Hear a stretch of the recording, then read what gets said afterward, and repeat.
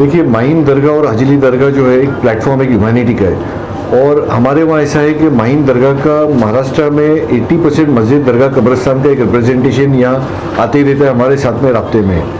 और माहीन दरगाह की तरफ से एक वक्फ बोर्ड के ऊपर मेंबर भी चुन के गए, डॉक्टर मुदस्सिर लांबे। तो कुछ भी ऐसा मसला होता है दरगाह मस्जिद कब्रिस्तान का, तो पहले मसला जो है यहाँ दरगाह शरीफ पे आता है, माहीन दरगाह पे, और यहाँ से हम लोग एक लीगल लाइन ऑफ एक्शन या गवर्नमेंट के साथ में क्या लाइजॉनिंग करने की और उनको क्या अपडेट करने का, तो हम यहाँ से बताते हैं उनको। लास्ट वीक एक फ़ोन आया था वहाँ के स्थानिक लोगों का, मस्जिद की तरफ हम लोग पाकमोडिया स्ट्रीट के मुसाफिर खाना मस्जिद के ऊपर एक राउंड भी मारे, और वहाँ बड़ा अफसोस हुआ कि जो तरीके से वहाँ जो काम हुआ है उसके ऊपर आज उसके बाद में वहाँ जाने के बाद में कुछ प्रेस ने भी हमारे को फ़ोन किया, हमने एक टाइम निकी किया कि आज जो है हम हमारे विचार बताएंगे, हमारे जो ख्यालात है उसके बारे में बताएंगे। और यहाँ आज की महफिल में जो है एडवोकेट्स भी मौजूद है, जो पेटिशनर्स भी है वो भी मौजूद है, वक्फ बोर्ड के मेंबर भी यहाँ मौजूद है, और काफ़ी लोग इधर आए जो अपने अपने तरीके से बताएंगे। तो ये मैटर उनको समझा दिया गया है कि अभी आगे क्या लीगल लाइन ऑफ एक्शन लेने का है, गवर्नमेंट के पास कैसा हमारा अप्रोच होगा, और कोई भी चीज़ जो है वक़फ़ के अगर अगेंस्ट में अगर जा रही है, क्योंकि वक़फ़ की हेडलाइन ही ये है कि वंस अ वक़फ़ ऑलवेज अ वक़फ़, एक बार जो चीज़ वक़फ़ में है वो वक़फ़ से आ नहीं सकती है। ये एक अमानत के तौर पे हम देख रहे हैं उसको, हम एक कस्टोडियन है और इसकी जो मलकियत है वो अल्लाह ताला की है। अभी मैं चाहूँगा कि जो यहाँ दूसरे लोग बैठे, एडवोकेट बैठे इधर, यूसुफ बागवाला, आरिफ सैयद बैठे हुए जो पेटिशनर है, डॉक्टर मुदस्सिर लांबे, दूसरे हजरात यहाँ बैठे हुए, वहाँ के स्थानिक बैठे हुए, वो आपसे मुताकिब होंगे। लांबे सर क्या कहना चाहेंगे, जिस तरीके से दरगाह की तरफ से आपको एक रिक्वेस्ट की गई है कि लोगों की मदद करने के लिए वक्फ बोर्ड के अंदर ये सारा मामला आता है, तो इस तरीके के कई सारे ऐसे मामले जो है लगातार वक्फ बोर्ड के अंदर आ रहे हैं बाहर निकल के, तो इस बार किस तरीके से मदद करेंगे आप लोगों की? देखिए, ऐसा है कि ये 2019 की बात बता रहा हूँ मैं आपको, जब हमारी पहली मीटिंग हुई थी हमारे इलेक्टेड होने के बाद जो है 11 और 12 दिसंबर को जो मीटिंग हुई थी, उसमें वो सबसे पहला इशू हमने उठाया था कि सैफी जो मस्जिद है, मुसाफिर खाना मस्जिद है, उसको NOC किसने दिया। तब वहाँ पे उसकी स्क्रूटनी हुई, वहीं बोर्ड मीटिंग में स्क्रूटनी हुई, और स्क्रूटनी में ये डिसाइड हो गया कि ये जो है बोगस NOC गई हुई है, उस NOC के ऊपर इमीडिएटली स्टे ला के उसको कैंसिल किया गया। और उसके जो है हम लोगों ने जो है बोर्ड की तरफ से जो है, और इसमें हमको हमारे जो मिनिस्टर हैं, माइनॉरिटी मिनिस्टर नवाब मलिक, उनका बहुत बड़ा योगदान रहा इस चीज़ में कि उन्होंने भी हमको बहुत सपोर्ट किया, हाथों हाथ हमारे साथ में लगे रहे। और वैसे ही हम लोग ने इमीडिएटली जो है बम्बई कलेक्टर, BMC कमिश्नर, इनको सबको लेटर लिखे और वहीं हमने वो आगे प्रोसेस चालू किया उसका।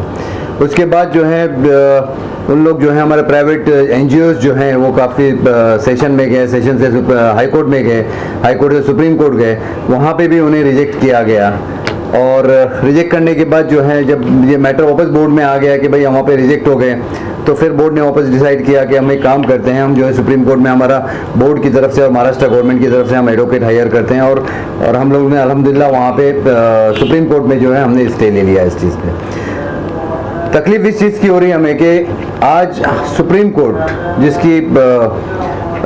जिसके ऑर्डर्स को जो है हम पूरा इंडिया मानता है, लेकिन हमको ये समझ में नहीं आता कि SBUT आखिर किस चीज़ की बनी हुई है, इसके पीछे बैकिंग क्या है, ये हम नहीं जानते अभी तक। हम वही जानना चाहते हैं कि SBUT के पीछे बैकअप किसका है, और SBUT को अगर सुप्रीम कोर्ट के ऑर्डर को अगर नहीं मानती, मतलब उनकी ताकत क्या है कि SBUT जो है ये सुप्रीम कोर्ट के ऑर्डर को नहीं मानने का रीज़न क्या है। ये इसमें काफ़ी सवालात हैं, तो हम इंशाल्लाह इसके ऊपर जो हम डिस्कस करेंगे, जो पहले वहाँ के जो बम्बई के जो लोकल लोग आए हुए हैं और जो ट्रस्टियान जो आए हुए हैं, हम पहले उनसे बात कर लेते हैं। हम फिर बाद में लास्ट में जो है आपको हम पूरा डिटेल दे देंगे कि हमने क्या स्टेट अब तक क्या किया और क्या करने वाले हैं आगे हम।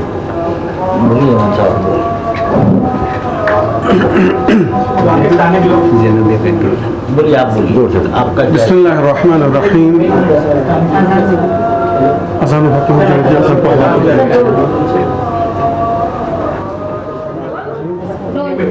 मौलाना सभी सर क्या कहना चाहेंगे, क्या पूरा वहाँ का मामला रहा है, हमारे स्थानीय हैं, किस तरीके की परेशानी जो है BMC के द्वारा की जा रही है, या हम बात करें इसकी SBUT की, तो ये क्या है और किस तरीके से आप लोगों तक इन्होंने पहुँचा है, या आपने किस तरीके से स्टे लिया है?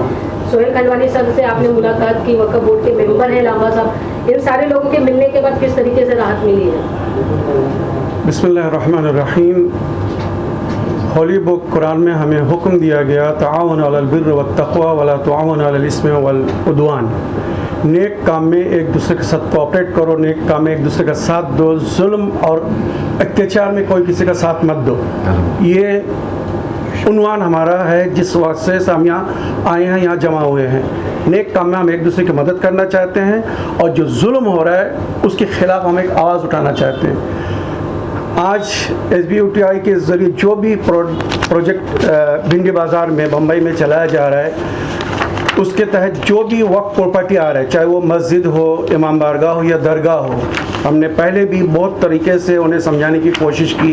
हमारे मुख्तलिफ हिस्सों में बात हुई उनसे कि वक्फ के प्रॉपर्टी में कोई किस्म की डील नहीं कर सकते, शरअन जायज़ नहीं है। वक्फ प्रॉपर्टी को ना आप बेच सकते हैं, ना एक्सचेंज कर सकते हैं, ना किसी को गिफ्ट कर सकते हैं, ना उसके बदले में कोई और डील कर सकते हैं। वक्फ की मिल्कियत जहाँ है उसको उसी हाल में वहीं रखना है।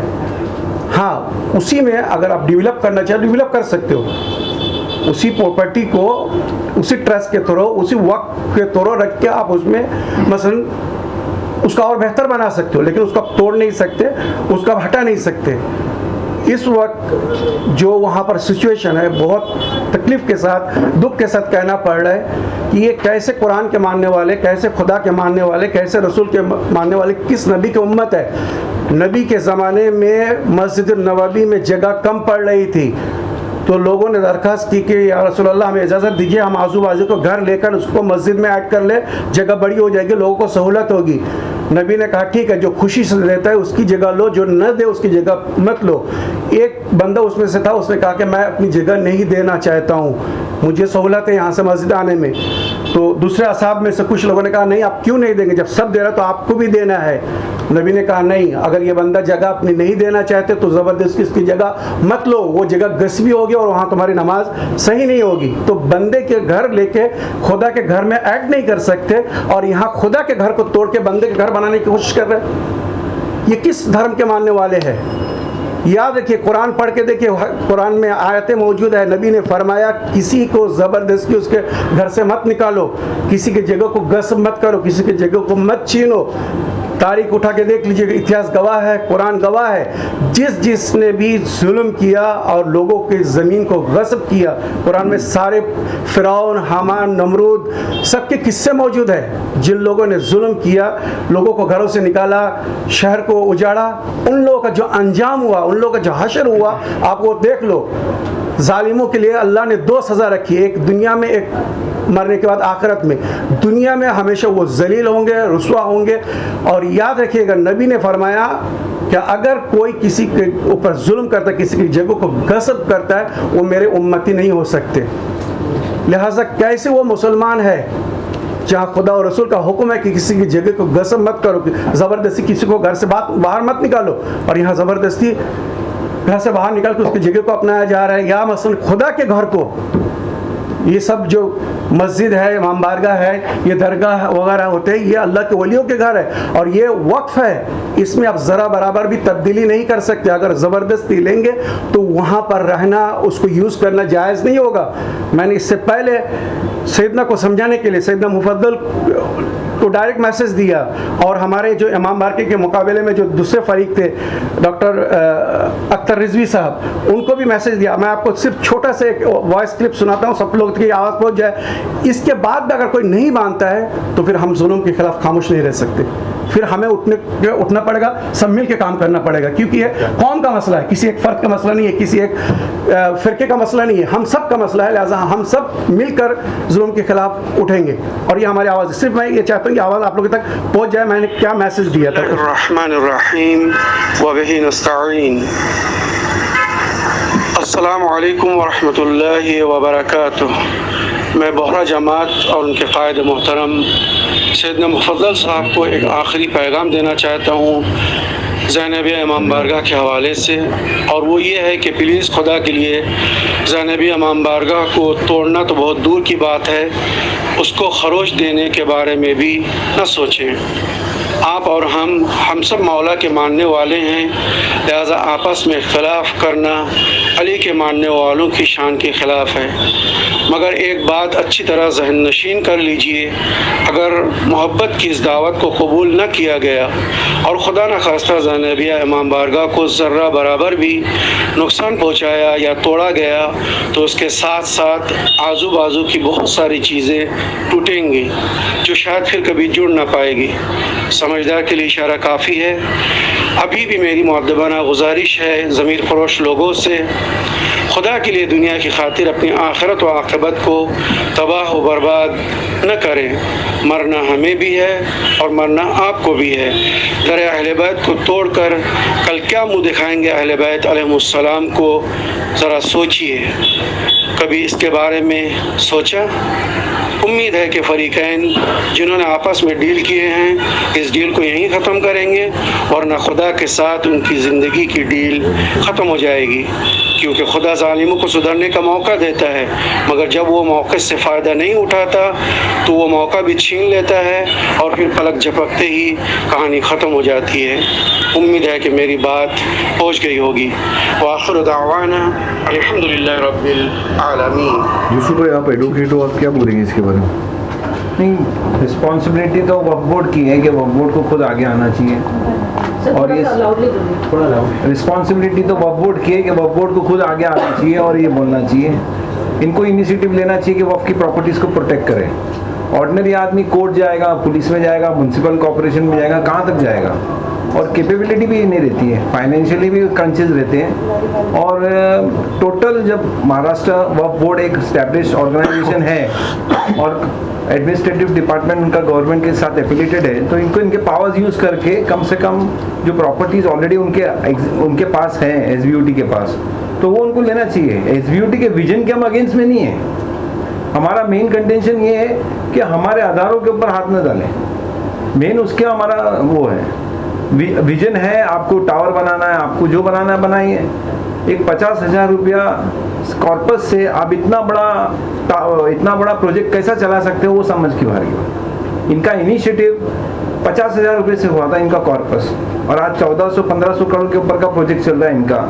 तो कहाँ से पैसा आ रहा है? तो गवर्नमेंट को इसके ऊपर भी सोचना चाहिए, वक्फ बोर्ड को पोजीशन लेना चाहिए, एक्टिव होना चाहिए कि भाई हमारा रोल है इसमें, हमारी प्रॉपर्टीज़ के ऊपर मत जाओ। मस्तानी वहाँ दरगाह है, इनका इमाम बाड़ा है ज़ैनबिया, 2 और इमाम बाड़े हैं छोटे छोटे, और नूर मस्जिद है, वो तो खरीदी हुई 29 लाख रुपए में उन्होंने मस्जिद खरीदी है, तो उनके लिए इट इज़ अ ट्रेड। तो बैलेंस ऑफ इक्वेशन और depends upon Waqf board, how Waqf board is going to do it, what they are going to do it. Soheb, इसमें भी आपका रुख कैसा रहेगा? आपके कोर्ट डॉक्टर लांबर साहब जो भी वक्फ बोर्ड के मेंबर भी है, जी, डॉक्टर साहब अगर चुन के इसमें आए तो इनका पहला राइट होता है कि वक़्फ़ की प्रॉपर्टी को कैसा प्रोटेक्ट करना। और अगर कोई भी आदमी वक़्फ़ बोर्ड में अगर चुन के आता है, अगर वो वक़्फ़ प्रॉपर्टी के नीयत से गया उसको प्रोटेक्ट करने की, अगर वो नहीं कर सकते तो आई थिंक उनका रहना भी वहाँ सही नहीं है। तो हमारा तो पूरा इनके ऊपर यकीन है, डॉक्टर साहब ने पूरी फुल नीयत से आए और इंशाल्लाह उसको प्रोटेक्ट करने की पूरी कोशिश करेंगे, भले हमारे को जो भी ऑपोजिशन फेस करना पड़े। आरिफ भाई, आप भी एक पिटिशनर हो, आप क्या बोलना चाहेंगे इसके ऊपर? जहाँ तक सवाल एसबीयूटी के प्रोजेक्ट का है, तो उस प्रोजेक्ट के अंदर many property has been purchase by the SBUT, not only on the sale deed, they purchase on indemnity bond. मैंने एक्चुअली हाईकोर्ट के अंदर जो पिटिशन डाला है तो इंटायर प्रोजेक्ट पे डाला है, बिकॉज के there are many properties which has been involve. Sample के तौर पे जैसा कि मैंने 2 प्रॉपर्टी दिखाया जो वक्फ बोर्ड में रजिस्टर्ड है और गवर्नमेंट के गैजेट में भी पब्लिश है जो वक्फ प्रॉपर्टी, वो सैंपल बताया मैंने। उन्होंने ये दोनों प्रॉपर्टी को सेल डीड पे परचेज किया क्योंकि रजिस्टर्ड है। दूसरी तो प्रॉपर्टी मैंने उनको बताई जो महाराष्ट्र गवर्नमेंट ने पब्लिश तो की अपने गैजेट में एज ए वक्फ प्रॉपर्टी, लेकिन वक्फ बोर्ड में रजिस्टर्ड नहीं है। वो प्रॉपर्टी वो उन्होंने प्रॉमिसरी नोट पे परचेज की है।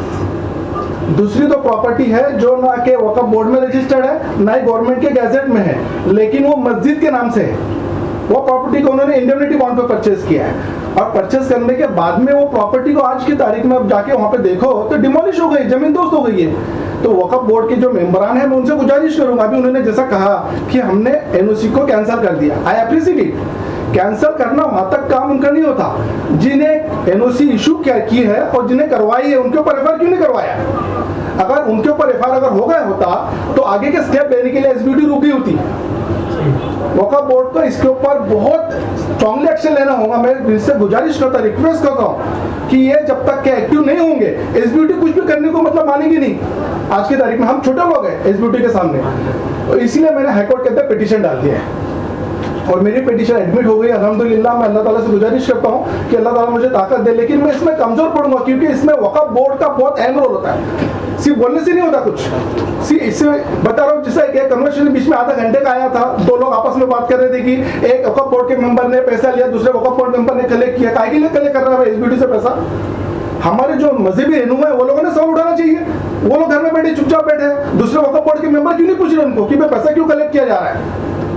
हम तो छोटे लोग हैं, हम तो आपके सामने बोल के चले जाएंगे। हम हाईकोर्ट में जाके पिटीशन डाल दिए, जैसा भाई साहब ने बताया कि हमको इसमें कॉस्ट लगती है, हमारे महीने से कर रहे हैं। Waqf board is very important body, they are the governing body, they got the power, they must have to take the initiative to control the this SBT project. और हम इनसे गुजारिश करते हैं कि सर आप चलो, हम आपके पीछे हैं। हमें सर क्या कहना चाहेंगे? मैम सर अभी सब जो नबी प्लेटफॉर्म पे आ चुके हैं माइन दरगाह पे, तो आपका रुख क्या होगा? देखिए, मैंने अल्हम्दुलिल्लाह अभी तक जितने यहाँ पे जो लोग बैठे हुए हैं और जो रिस्पॉन्सिबल पर्सन बैठे हुए हैं, इनकी मैंने बातें सुनी। ऐसा जैसा अभी आरिफ भाई ने कहा कि भाई वक्फ बोर्ड ने एग्रेसिवली जाना चाहिए, ऐसा नहीं है कि हम लोग एग्रेसिवली नहीं जा रहे। हम लोग जो हैं सुप्रीम कोर्ट तक जा चुके हैं और सुप्रीम कोर्ट से स्टे भी ला चुके हैं हम। इसके बाद जो है ये जो 154 जो डेमोलिशन बीएमसी जो डेमोलिशन करने की जो ऑर्डर है, हमने उसको भी चैलेंज किया हुआ है। और 354 तो 354 का जो ऑर्डर, ये जो ऑर्डर निकला हुआ था, हमने उसको भी चैलेंज करने के लिए हमने सुप्रीम कोर्ट में हमारा मूवमेंट चालू है। और ऐसा नहीं है कि वक्फ बोर्ड इस पर काम नहीं कर रहा है, वक्फ बोर्ड 100% काम कर रहा है। यहाँ तक कि हमारे माइनॉरिटीज के जो चीफ सेक्रेटरी हैं जयश्री मैडम, ये भी इसमें इन्वॉल्व हैं, वो भी कोशिश कर रहे हैं। नवाब मलिक साहब जो हमारे मिनिस्टर है वो भी इन्वॉल्व हैं, प्लस हमारे डेप्यूटी सीओ ये सब हर पूरी मशीनरी जो है इस चीज़ के पीछे लगी हुई है। ऐसा तो नहीं है कि हम लोग जानबूझ के उसको नज़रअंदाज कर रहे हैं, इस तरह से नहीं है। हम लोग काम कर रहे हैं और इंशाल्लाह अल्लाह पे हमको पूरा भरोसा है कि जिस तरह से उन लोग ने मूवमेंट किए हैं उस पर हमें कामयाबी मिलेगी इंशाल्लाह। और हम बहुत जल्दी इंशाल्लाह 5 तारीख को हमारा सुप्रीम कोर्ट में जो है वो डेट है, तो इंशाल्लाह उस पर जो है हमारा आर्ग्यूमेंट काफ़ी रहेगा और इंशाल्लाह वहाँ से और एक नया सूरज निकलेगा वहाँ से इंशाल्लाह। एक ही ऐसा मामला नहीं है, मुंबई की अगर हम बात करें तो मुंबई में ऐसे वक्फ बोर्ड के बहुत सारे जमीन है जहाँ पर इस तरीके की चीज़ें चल रही हैं, क्या कहेंगे? देखिए, अभी लास्ट मीटिंग हमारी जो बोर्ड की मीटिंग हुई थी इस्लाम जिमखाने में, उसमें हमारा रेजोल्यूशन यही पास हो गया कि जिन लोगों ने वक़्फ़ की प्रॉपर्टी का सेल डीड बनाया या तो इंडिपेंडेंट बॉन्ड में लिया, उन्होंने जिस तरह से भी उन्होंने ट्रस्ट से लेने की कोशिश की, तो हमारा सबसे पहला एक्शन ये रहेगा कि उस ट्रस्टी के ऊपर एक्शन लिया जाए। और उस ट्रस्टी के साथ में एक्शन के साथ साथ जो है हमें जो है जो प्रॉपर्टी जो बिल्डर ने लिया है, हम उसके ऊपर एफआईआर रजिस्टर करेंगे। ये हमारा ऑलरेडी लास्ट मीटिंग में रेजोल्यूशन पास हो गया। अभी हमारे सीओ नहीं थे और अल्हम्दुलिल्लाह अभी परमानेंट सीओ आ चुके हैं, तो इंशाल्लाह जो नेक्स्ट मीटिंग जो कमिंग वीक में रहेगी उसमें हम इंशाल्लाह उसको मिनट साइन करके हम रेगुलाइज कर लेंगे। अच्छा, एक सवाल ये है कि वक्फ बोर्ड के जो मेंबर है वो पैसे खाकर एनओसी देते हैं और पैसे लेते हैं, तो उसके ऊपर भी तो कार्रवाई होनी चाहिए डॉक्टर साहब। देखिए, ऐसा है कि आप इल्ज़ाम लगा रहे, मैं ये नहीं बोल रहा हूँ, बट आप प्रूफ के साथ में लेके आओ, उसके ऊपर एक्शन लिया जाएगा। प्रूफ तो था ना दोनों के बीच में जो कन्वर्सेशन? नहीं, कन्वर्सेशन ये प्रूफ नहीं होता है। प्रूफ हमको कोई डॉक्यूमेंटेशन रहेगा तो हम इंशाल्लाह बोर्ड में लेके इवन हम माइनॉरिटी मिनिस्टर के पास भेज देंगे और इमीडिएटली उसके ऊपर एक्शन लेना लेंगे।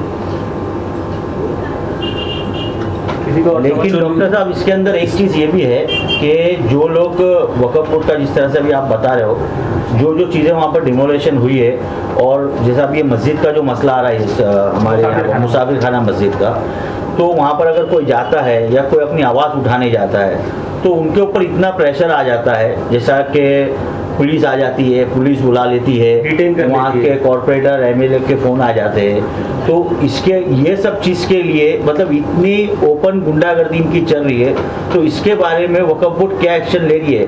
क्या वक्फ बोर्ड अपनी जो प्रॉपर्टी एसबीयूटी के अंदर है उसके ऊपर अपनी सिक्योरिटी नहीं बिठा सकती है? क्या वक्फ बोर्ड पुलिस के अंदर ये बैठकर पुलिस के साथ में डिस्कस करके वक्फ बोर्ड की जितनी भी प्रॉपर्टी है, जिस तरह आज एसबीयूटी ने प्राइवेट गुंडे बिठा के रखे वहाँ पर सर, तो वहाँ पर आप लोग पुलिस का प्रोटेक्शन लेके मिनिस्टर नवाब मलिक साहब है, आप उनको बोलकर कम से कम जो वक्फ बोर्ड की प्रॉपर्टी है जो अभी डिमोलिशन हो गई है, एटलीस्ट कम से कम उसको तो आप लोग ये करके उसके ऊपर वक्फ की सिक्योरिटी बिठा दीजिए। और जिस पे स्टे मस्जिद के ऊपर सर को करना चाहिए। कैसा है कि वो पोजीशन अगर वक्फ बोर्ड ले ले और उसका अपना बोर्ड जो है कि this property belongs to Waqf board under this registration number so and so, तो ऑटोमेटिकली जो भी आता है वहाँ पर उसको तकलीफ नहीं होगी, कॉमन आदमी को भी तकलीफ नहीं होगी और बाकी सबको भी तकलीफ नहीं होगी, क्योंकि ये इतना बड़ा शार्क है ये एसबीयूटी कि जिसके अंदर में जो भी जाता है उसको निकल लेता ही है। आज 2010 से हम लोग लड़ रहे हैं, आज तक के सिर्फ लड़ ही रहे हैं क्योंकि हमारे जेब से पैसा लगा के लड़ रहे हैं। अब वक्फ बोर्ड के अंदर में हम ये नहीं बोलते कि वक्फ बोर्ड, अगर वक्फ बोर्ड एग्जिस्टेंस में आया है तो वक्फ बोर्ड एक्टिव होना चाहिए। वक्फ बोर्ड का जो मेंबर्स है या जो भी लोग हैं वो आगे आके इसके ऊपर अपनी प्रॉपर्टी का जो बोर्ड है और बाकी सब जो उनकी जो मिल्कियत का जो है वो दिखाना चाहिए, वहां पर शो होना चाहिए, प्रोटेक्ट करना चाहिए उसको। उसके अगर बोर्ड लगेगा तो ऑटोमेटिकली प्रोटेक्शन आ जाएगा। आज जो 2009 से ये चल रहा है और आज 2021 आ गया और 21 में आने तक के कितनी वक्फ प्रॉपर्टी जो है डैमेज हो चुकी है, डेमोलिश हो चुकी है। अब एक एक करते करते जो है ये मुसाफिर खाना मस्जिद तक के आ गए। जब 354 लागू किया इन्होंने तो 354 लागू करने से पहले इनसे अगर पूछा जाए तो महाड़ा और बीएमसी दोनों ये बोलते थे कि एलओ इश्यू करने के बाद में एलओ की कंडीशन नंबर 22 के हिसाब से डेवलपमेंट जो ये है, जो भी आईओडी और सीसी इशू नहीं होती तब तक वो बिल्डर डेवलपर का काम है एसबीयूटी का कि उसको मेंटेन करे वो प्रॉपर्टी को और उसको बचा के रखे। आज की तारीख में जब वो खुद मूव करती है, जैसे आपके बोर्ड ने स्टे लिया 15 अक्टूबर 2020 को, तो उसके बाद में उन्होंने मूव किया दिसंबर में एसबीयूटी ने और बहुत ट्राई किया कि डेंजरस है, डिलैपिडेटेड है, बहुत मूव किया। 3 मार्च को एट लास्ट जब उनका पूरी तरह से नाकाम हुई और ये अप्रैल में मूव हो गया, डेढ़ जो 1 महीने बाद की गिरी, तब जाके 4 मार्च को ये जो है नोटिस इश्यू होता है बीएमसी से। तो ये इनका इंटरनल मैनेजमेंट जो है वो बीएमसी को यूज करके काम किया गया है। सर डॉक्टर साहब जैसा कि आप अभी और दूसरी जिसके नोटिस के अंदर में एक अनऑथोराइज भी लिख रहा है ये बिल्डिंग को, जो कि बहुत ओल्ड बिल्डिंग है लागे। सर ठीक है, अब तो मेरे प्रोग्राम में रोका, माफ करना मेरे को। डॉक्टर साहब आप कह रहे थे कि आपकी बोर्ड मीटिंग है अभी, मैं आपसे गुजारिश करता हूँ कि सर एसबीयूटी के अंदर 2 मस्जिद की प्रॉपर्टी है जो डिमोलिश हो गई है, जो रजिस्टर भी किसी को पता नहीं है। मैं आपको बताता हूँ, डॉक्यूमेंट है तो आपको मैं, ठीक है, आपको उसके ऊपर जैसा आपने कहा ना कि आपको एफआईआर करना है, आपको करवाना पड़ेगा सर, क्योंकि आपने सबके सामने कहा है कि आप एफआईआर करवाओगे।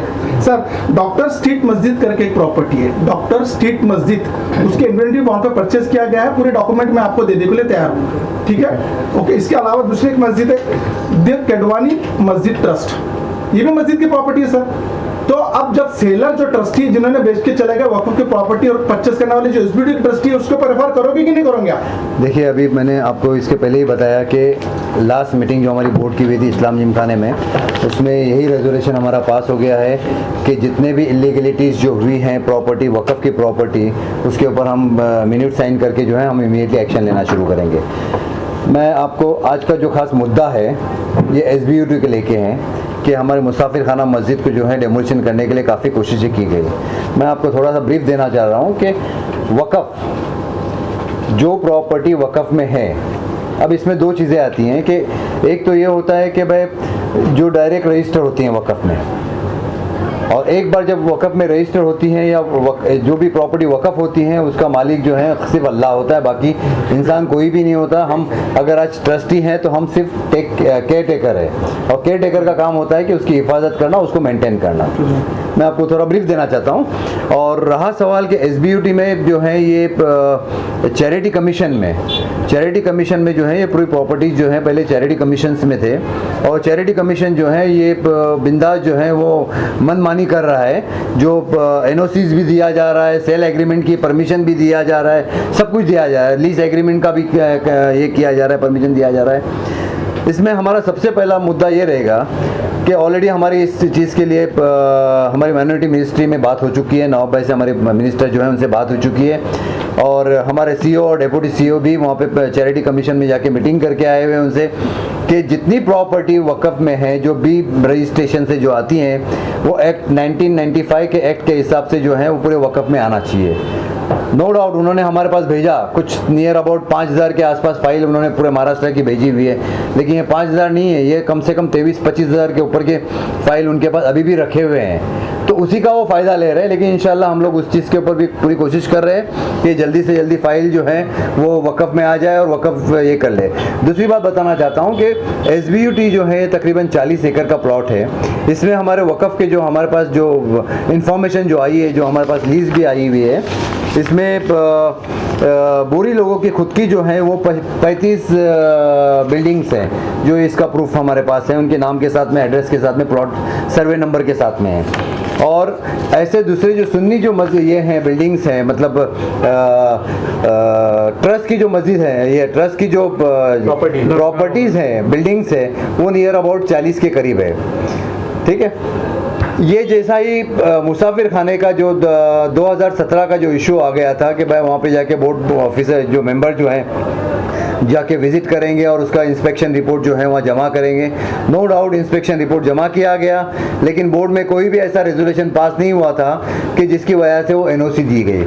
फॉल्स एलिगेशन की वजह से, फॉल्स इंस्ट्रक्शन की वजह से उस वक्त में भी पॉसिबल कि गवर्नमेंट के कुछ मजबूरियाँ हो सकती हैं या गवर्नमेंट के कुछ पावर हो सकते हैं, हम उसमें नहीं जाना चाहते हैं, लेकिन उस वक्त जो है वो NOC दिया गया था। तो फिर उसको रेफर करेंगे कि नहीं? NOC दिया गया था, मैं आपको पूरा डिटेल में दे रहा हूँ। NOC दिया गया था, उस NOC को जो है हम जब इलेक्टेड होके आए उस वक्त हमने आवाज़ उठाई। हमारी पहली मीटिंग थी 11 और 12 दिसंबर 2019 को, उसमें हमने हमारा पहला मुद्दा वही रखा कि SBUT को जो NOC दी, इसको जो NOC दी गई उस NOC को जो है वो कैंसिल किया जाए। तो वहाँ पे उसको उस वक्त जो है 3 से 4 मेंबर पुराने थे, तो उस वक्त डिस्कशन किया गया कि भाई आप लोगों ने ये रेजोल्यूशन पास, तो कहाँ रेजोल्यूशन पास हुआ था लेकिन आगे उसको अमेंडमेंट नहीं किया गया, तो फिर ये NOC कैसी दी गई? तो फिर उस वक्त जो है उस NOC के ऊपर स्टे लाया गया और उस NOC के ऊपर स्टे लाने के बाद में जो है इमीडिएटली सबको स्टॉप वर्क नोटिस दी गई।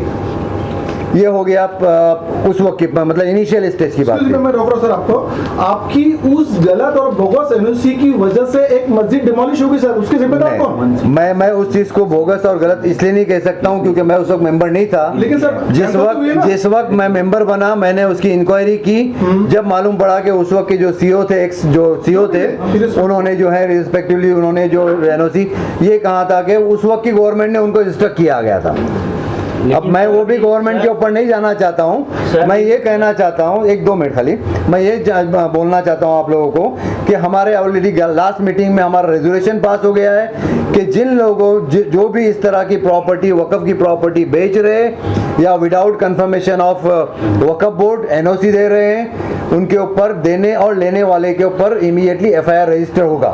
और इंशाल्लाह ये बहुत जल्दी हमारी जो कार्रवाई जो शुरू होने जा रही है। और इंशाल्लाह ये भी मैं कह रहा हूँ कि SBUT में जो 40 प्रॉपर्टी जो खरीदी गई, जो सेल एग्रीमेंट बनाया गया और दूसरे जो भी काफ़ी बॉन्ड वगैरह जो बनाए गए, इसके ऊपर भी हम एक्शन लेंगे, क्योंकि एक बार वक्फ प्रॉपर्टी हो गई ना उसको चेंज किया जा सकता है जगह को, ना सर्वे चेंज किया जा सकता है। अभी उसके अंदर जो NOC दी गई है और उसके बाद में जो डिमोलेशन हो गई बिल्डिंग, उसके ऊपर आप लोग क्या एक्शन लेंगे? इसके ऊपर जो है हमारा सुप्रीम कोर्ट में 5 तारीख को इंशाल्लाह सुप्रीम कोर्ट में 5 तारीख को हमारा डेट है, उस पर इंशाल्लाह हमारी लीगल टीम ने यही कहा है कि 5 तारीख तक जो है आप खामोश रहे, हम 5 तारीख के बाद कर लेंगे। मेरा एक सजेशन रहेगा, मैं आपसे एक बोलता हूँ, मेरा एक सजेशन है कि इन एक्शन जो भी ऑफिसर इन एक्शन करता है उसके लिए IPC ओपन है 166, 167, 217, 218, तो why not the FIR under that IPC 166, 167, 217, 218। देखिए ऐसा है कि जब बोर्ड का जब कंसल्ट आता है तो without confirmation of board meeting, sorry to say कि एक लॉ बना हुआ है, एक्ट बना हुआ है कि without confirmation of the board meeting हम कोई भी इसको पास नहीं कर सकते। हमारी जो लास्ट मीटिंग हुई इसमें हमारा यही एजेंडा था मोस्ट प्रॉब्ली कि जितने इलीगल प्रॉपर्टीज को जो कैप्चर किए हुए, जो बिल्डिंग बना रहे हैं या सेल डीड जो किया हुआ है, उनके ऊपर FIR रजिस्टर करना। ये इंशाल्लाह हम लोग जो है विद इन 15 डेज में जो है इस प्रोसेस को चालू करेंगे हम। सर एक छोटा सा सवाल ये कि अभी ये कुछ बिल्डिंग के टेनेंट्स का है, ये जो है तुम्हारा हारून सिद्दीक चैरिटेबल ट्रस्ट ट्रस्ट, हाजी हारून सिद्दीक चैरिटेबल ट्रस्ट, इनके 33 टेनेंट लोग जो है यहाँ पर अभी आपके सामने यहाँ पर दिख रहे हैं आपको, ये लोग आए हुए यहाँ पर। इनकी बिल्डिंग को ट्रस्ट वालों ने बेच दिया गया है। ट्रस्ट ने अपना एज अ लैंडलॉर्ड बोल के अपने आप ट्रस्ट को बेच दिया है। ऑलरेडी इनके सब डॉक्यूमेंट्स होने के बावजूद इन पे इतना प्रेशर बनाया जा रहा है। इनके साथ में इनको घर खाली करने के लिए इनकी बीएमसी वाले आके परेशान कर रहे हैं, म्हाड़ा वाले आके परेशान कर रहे हैं, पुलिस वाले आके परेशान कर रहे हैं। तो सर ये परेशानी कब तक के लोग झेलेंगे? देखिए रहा सवाल परेशानियों की, और जो आपने जो डॉक्यूमेंट दिया है कि वक्फ में रजिस्टर है 2019 में जी, तो इंशाल्लाह जो भी वक्फ के रिलेटेड जो हमारे जो पेपर्स आएंगे, मेरे आपसे ये रिक्वेस्ट है कि आज ये जो मस्जिद का इशू जो हुआ है या ये जो टेनेंट लोग आए, आप एक ज्वाइंट मीटिंग इनकी माइनॉरिटी मिनिस्टर के साथ करा दीजिए, ताकि कम से कम आज ये लोग जो भरोसे पे बैठे हैं सरकार के, तो इनको तो थोड़ा आश्वासन मिले। पुलिस वहाँ पर सुनने के लिए तैयार नहीं है, बीएमसी की दादागिरी अलग चलती है, म्हाड़ा के ऑफिसर्स की दादागिरी अलग चलती है। तो सर ये लोग वहाँ पर रहते हैं, फैमिली वाले गुंडे लोग नहीं है सर जो कि लड़ेंगे झगड़ेंगे। झूठी एफआईआर लॉन्च होती है वहाँ पर, जो आवाज उठाने जाता है तो उनको पुलिस स्टेशन में इलीगली डिटेन किया जाता है। ऑलरेडी मस्जिद और मदरसा है ये लोनावाला में सर, ये और अजमेर में भी इसकी प्रॉपर्टी है सर ये ट्रस्ट की। देखिए अभी आप लोगों ने मुझे जो पेपर दिया है ये रजिस्ट्रेशन सर्टिफिकेट है, और जिस तरह से इसमें सर हम जितने भी लोग बैठे हैं हमको सिर्फ इतना आश्वासन नहीं चाहिए। इसमें मैं वही बोलना चाहता हूँ आप लोगों से, माध्यम से मीडिया के माध्यम से मैं पब्लिक को बताना चाहता हूँ कि ये जैसा मुझे इन्होंने दिया अभी कि भाई प्रॉपर्टी जो है वक़्फ़ प्रॉपर्टी है, इस तरह से हम जो है इसकी स्क्रूटनी कर रहे हैं कि कितनी प्रॉपर्टी हमारी वक़्फ़ की जो है एसबीयूटी में गई है या अदर एरिया में गई हुई है महाराष्ट्र के, जहाँ प्रॉपर्टी वक़्फ़ की प्रॉपर्टी जो है ट्रस्टी लोगों ने बेची हुई है या उसको इंडिमिटी बाउंड करके उन्होंने और कुछ डील किया हुआ है, तो इसके ऊपर हम 100% इसके ऊपर एक्शन लेंगे। और रहा सवाल कि अभी भाई ने पूछा हमें कि भाई इसके लिए अब आप जो है मीटिंग लेके मिनिस्टर 100% हम इसके ऊपर एक्शन लेंगे। खाली यही नहीं, हमारा एक रेजोल्यूशन पास हुआ है कि जिस तरह जो भी प्रॉपर्टी लोगों ने खरीदी हुई है उसके ऊपर एक्शन लेंगे, और खाली एक्शन नहीं लिया जाएगा, उसके ऊपर एफआईआर रजिस्टर होकर एक्शन लिया जाएगा। सोहेल भाई, एक मिनट